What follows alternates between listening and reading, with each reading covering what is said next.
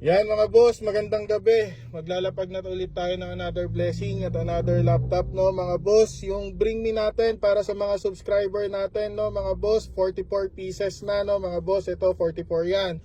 So kailangan nyo madala yung nakapost dyan sa subscribers group natin. Nakapost yan dyan kung subscribers kayo, no mga boss. Tapos kailangan nyo makuha yung sobre saka sticker at masigaw yung magic word. Pag nagawa nyo yun mga boss, sa'yo mapupunta yung instant blessing natin na 44 pieces.